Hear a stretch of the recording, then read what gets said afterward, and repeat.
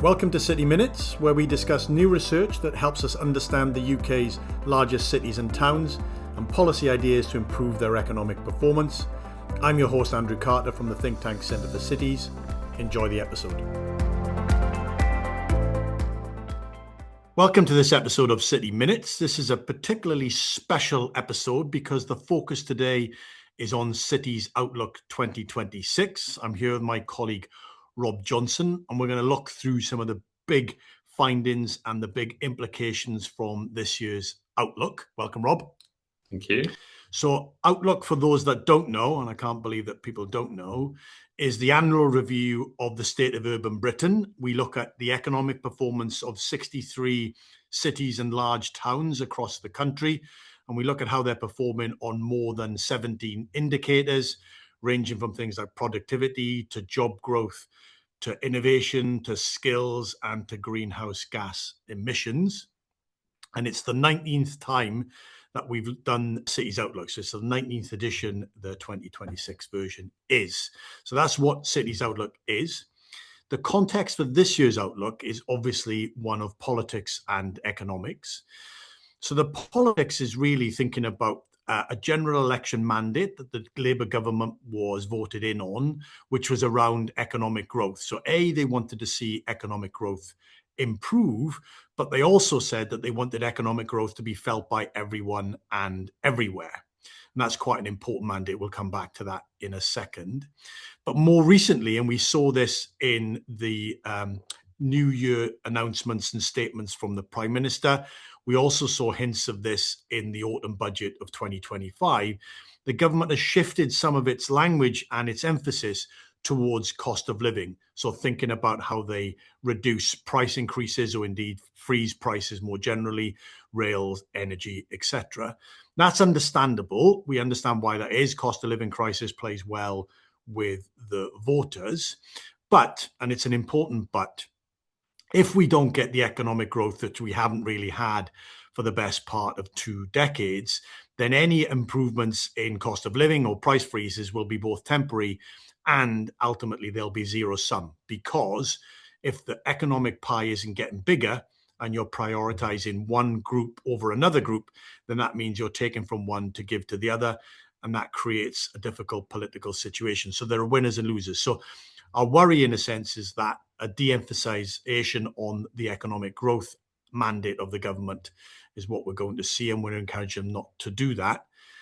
The economic side, as I've just said, and Rob can come in on this, is it's well known, the last decade at least, but longer, we've seen 2 things. One, stagnation across the country.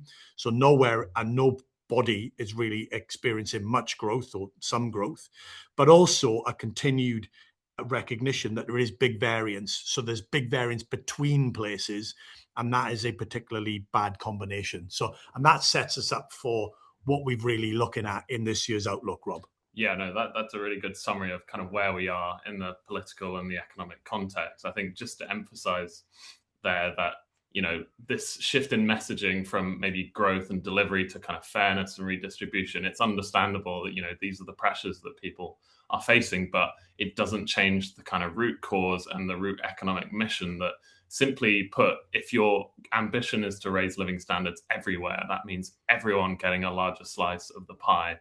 And you can shuffle it around all you want, but unless that pie is getting bigger, you cannot achieve that goal. And so while the pivot in messaging makes a lot of sense, that can't change the underlying mission. And, this is the important national picture, and it's clearly a reaction to what people are feeling in different places across the country. People can feel this kind of lack of economic change. People in politics know it, people on the ground know it. And so, this kind of hammers home why the economic performance side of things and reconnecting that to living standards growth is important. And, obviously we're Centre for Cities, we care about cities, but any strategy to raise living standards everywhere, felt by everyone, it has to start with cities. It cannot be done without thinking about our cities. They contain the majority of our population. They contain almost 2/3 of our economic activity. And so any strategies and any moves to tackle issues around living standards has to start in these places. Great. So that sets us up. And so, as you said, what we're interested in, particularly in Outlook this year in 2026, is the relationship between economic growth, where we've seen it in places, and how that relates or not to income growth in those places. So thinking about how growth is creating the opportunity, but the extent to which those places and the people that live in them are able to take advantage of the opportunities that are being generated. So Rob, set the scene. Just give us a description of the variation and the geography of income levels at the moment, and then take us back and look about how that was back in 2008, on the cusp of what was then going to be the Great Recession. Yeah, so I'll start with talking about disposable incomes. This is the milestone the government has set itself. It wants to see rising disposable incomes to meet its goal of raising living standards everywhere. So we can talk about what's the state of play with that. Where are we now? Well, we have big regional divides, a big north-south divide in disposable incomes.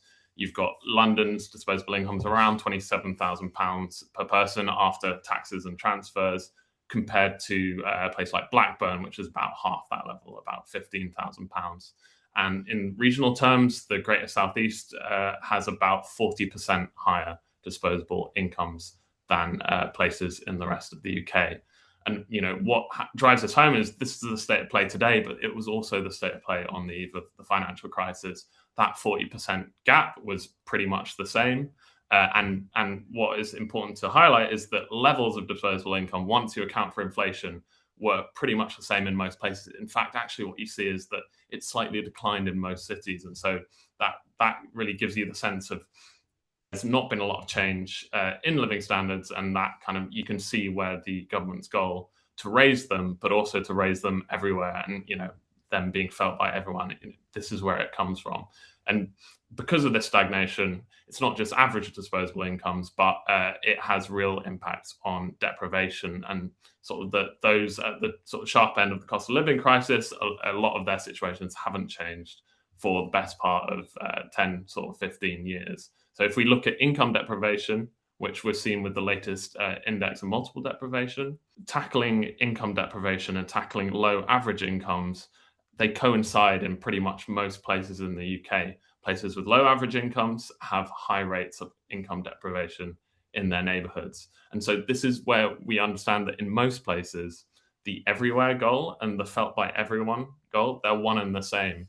You can be concerned about inequality across the country. You can be concerned about inequality within places, but a lot of that is just because there is not enough prosperity to go around. And so tackling kind of average incomes as that root cause, bringing back growth, reconnecting that is where you start for both of those goals. Great. So that's a fantastic overview, and you obviously more detail in the report. The overview of disposable income, where it is, the geography of it, how it's changed over the last 15 years or so, and then how that relates to deprivation in the neighborhood level or area deprivation as well. Just now, kind of round out that picture, just say something about the economic growth aspect of that performance, and then we bring those three things together, and that allows us then to think about how we might make improvements on one that leads to the improvements on the other. Yeah, so that 10, 15 years of no real change in people's living standards, that just comes from a lack of economic growth. And we show this in the report, but we can kind of walk everyone through the performance of growth, the performance of living standards over 25 years. So pre-crisis, the decade before the crisis, pretty much all across urban Britain, you see rising living standards, and you see that accompanied by economic growth. And that all came to a halt with the financial crisis and sort of the 5 years afterwards, where there was kind of a slow decline. Economic growth stalled, it went backwards in some places, and what you see is disposable incomes declining pretty much everywhere. And then since 2012, 2013, when the effects of the financial crisis bottomed out, we get a return to growth, not quite the levels that we saw before the financial crisis, but still some places are growing at pretty healthy rates. But actually what we don't see is a return to rising living standards. It's pretty stagnant. It varies between maybe up to 1% a year, but it also declines 1% a year in some places. And so what you see is this real disconnect compared to, say, the pre-crisis period. There's now a disconnect between economic growth and rising living standards. And, that that describes the challenge of the past decade, and getting that reconnection between growth and living standards is key for the government to meet its economic mission looking forward, looking to the next decade. So that's the general picture since the financial crisis. What the rest of our report does is look at the places. Okay, there are some places that buck the trend that have managed to keep that connection, and that's kind of where we dig into. Okay, what are these places doing?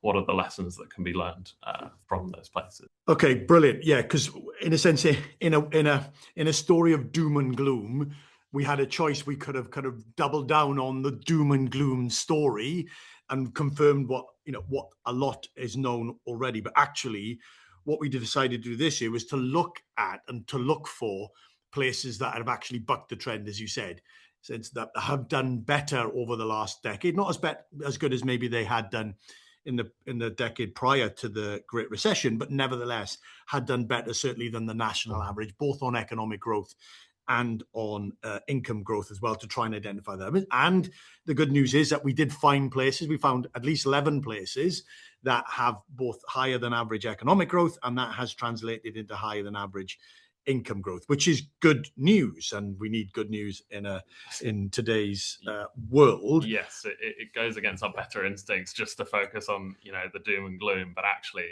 I think we wanted to focus on the bright spots in this recovery. So just to go over again, these are cities that have beaten the national average in economic growth and beaten the national average in disposable income growth over this period. They've managed to get that growth and have their residents feel the proceeds. And important aspect of this is that it's not just your usual suspects in the Greater Southeast. I mean, there is London and Bristol, but there are places like Warrington, Barnsley, Wakefield, Milton Keynes, from all different parts of the UK, all from different starting points in 2013, but have all outperformed their peers over this period. And so there are lessons for other places, lots of other places that can compare themselves to this group of cities, but also national lessons for how do you reconnect economic growth to living standards? How do you get the ingredients to bring greater prosperity to residents across the country? Great. So let's dive into that, Tick.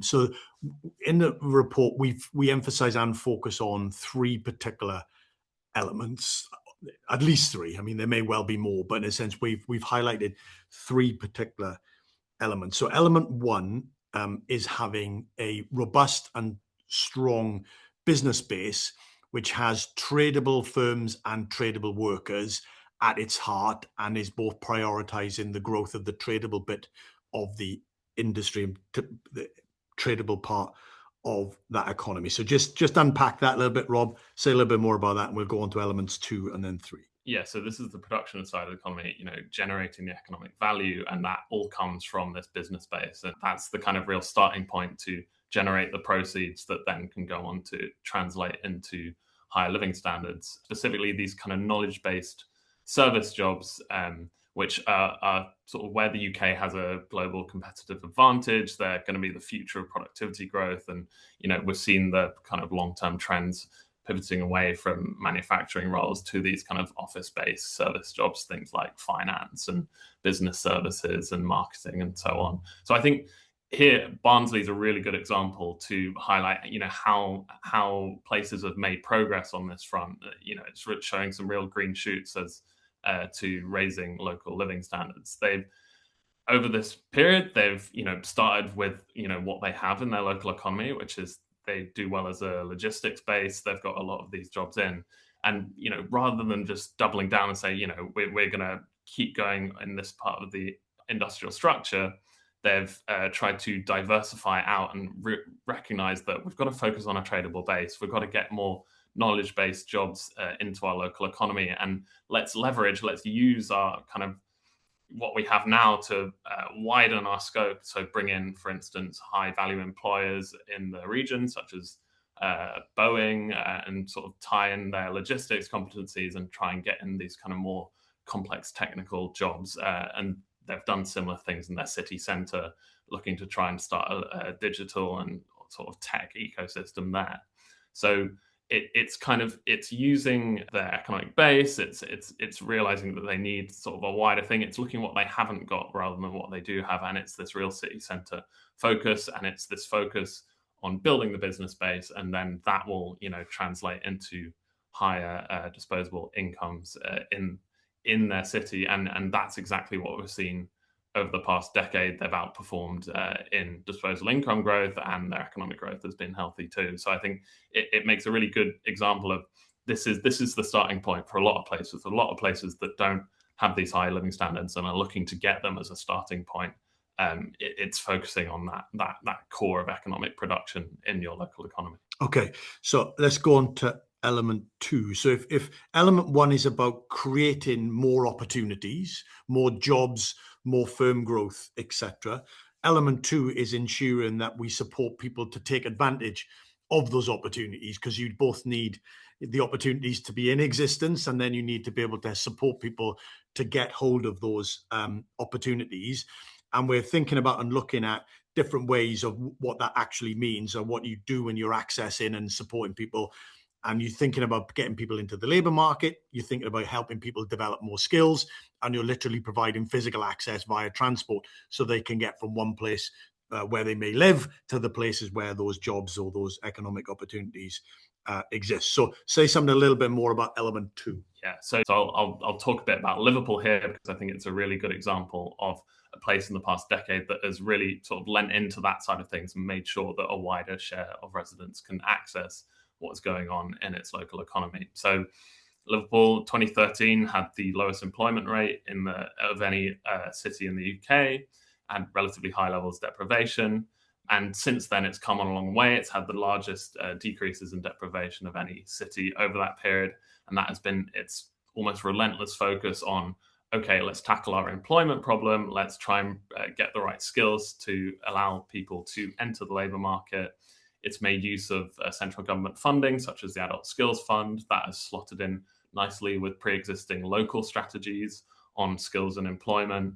They've run skills boot camps. They've targeted disadvantaged areas. There's been these very local-led sort of neighborhood-level interventions that we've seen, and it's all compounded by the city region, the Metro Mayor's goal to focus on youth unemployment. He's got the youth guarantee, which he wants to guarantee young people sort of job or training opportunity if they spend it for 6 months. So it all slots into this kind of continuous policy, a laser focus on where the kind of lack of access in the local economy lies, and it has paid dividends over the past decade. So that's on the kind of the skills, the job participation side.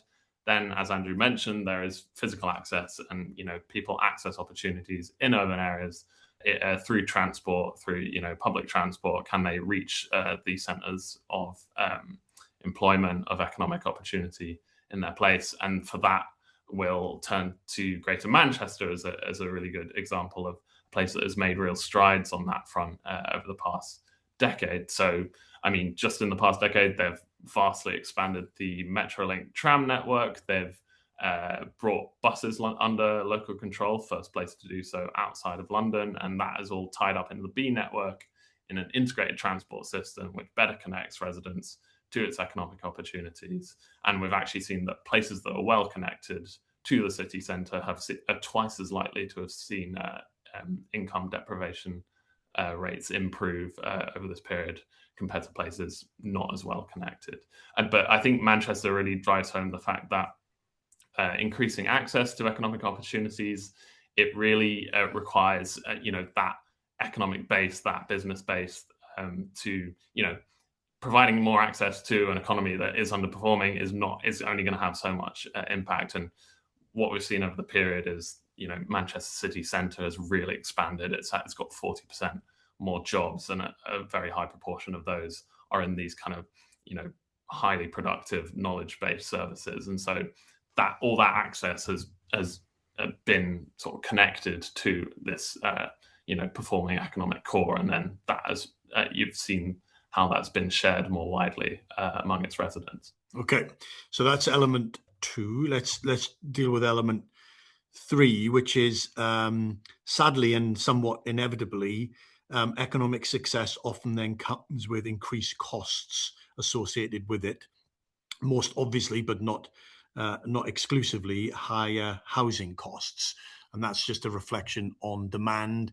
As in a place gets more successful, its economy grows, firms and people want to be in that place. And if supply doesn't meet the level of demand, then house prices or prices more generally increase. So there's a question about how do you reduce or at least manage the growth, the costs of growth, and just say something about an example of a place that is grappling with exactly that kind of issue. Yeah, so here we're talking about Warrington, successful economy in the north west. It's spent a lot of the past decade really easing these constraints in housing for housing for commercial space. So take one example, it's been incredibly active in releasing greenbelt land, one of only a handful, a dozen or so local authorities that have done so in the past couple of years, and that's to make sure that housing demand, doesn't bite in these places. And actually, you see, it's got similar disposable incomes to a place like Oxford, but the proportion of spending on housing in Warrington is far, far lower than Oxford. So it kind of reflects its kind of responsiveness to housing demand. And then where it's been particularly good is expanding commercial space to allow its businesses to grow. It's, the council has backed increased industrial park on its northwestern edge, Omega Park. It's expanded a lot since 2019 to help build its logistics base, but also these other cutting edge firms that want to move into its economy. And it has plans to do so further in the future with the redevelopment of Warrington Bank Quay Station. It's looking to use that to redevelop parts of the city centre and bring in sort of high-grade office space to attract these knowledge-based jobs in its city centre. And, it serves as a lesson, to other places to expand that space, but also government that, you've got to sort of keep going on planning reform and to ease constraints to places across the country, particularly successful places. You don't want to limit their success for, raising living standards in the local area. Great. So three sort of elements that we've identified and we've really focused on around the business space, around ensuring people can access that business space, and then ensuring that as success comes, that you don't then result in very, very high costs, particularly in relation to housing and commercial space, which then will choke off further rounds of growth. You'll much more detail, examples, etc., in the report itself. So let's just wrap up, come back to almost where we started, Rob, around the idea of the importance of being able to both articulate the significance and the importance of economic growth and how that translates into income growth, but also taking a cue from the PM that told us that 2026 is going to be a big year. It'll be the year when people begin to notice change. It's also the midpoint of the Parliament. There's a story there about actually not just looking at these cities in the way that they operate, but actually drawing out lessons and actually taking insights from them and thinking about how we can apply them more generally. The government, the PM talked about the lack of growth levers. Our argument is that cities are growth levers. And if you give them the powers and the resources and the capabilities, they will produce the growth, income growth and economic growth that they need, but also that the country needs. So think about cities as being the levers that government is desperately trying to find and or pull. It has them available to them. It may not think of them in that kind of context. So it's important to think of it like that, I think. Yeah, no, that's a good way of thinking about it. And I think, going back to the point we raised at the start is that the reframing over cost of living, the point there being that just you don't want to tinker with the symptoms of this kind of economic stagnation because you'll miss the bigger picture. And if you want people to notice change, then you've got to sort of refocus and, re-emphasize that growth mission, because that ultimately is where the proceeds will come from to raise living standards everywhere, felt by everyone. It really is a year for delivering those aspects of national policy, refocusing on growth and tying that to rising living standards, which is how the government can start its path to meeting its economic mission. Great. Thank you very much, Rob. Just to finish, obviously you can find Cities Outlook, the report, the data tool that comes with it, the details of the event that we're going to be talking about. You can hear Rob in more detail again, taking us through the report. All of that is available on our website. Hope you enjoy it. And if you've got any thoughts, we'd love to hear what you think, and also any feedback on what we haven't done or what we should be doing. But until the next time, thanks very much. Thank you for listening to this episode of City Minutes, brought to you by the Centre for Cities. You can find us on Apple Podcasts, Spotify and Podbean by searching Centre for Cities. Please rate and subscribe if you like what you heard. Centre for Cities is an independent think tank dedicated to improving the economies of UK's largest cities and towns.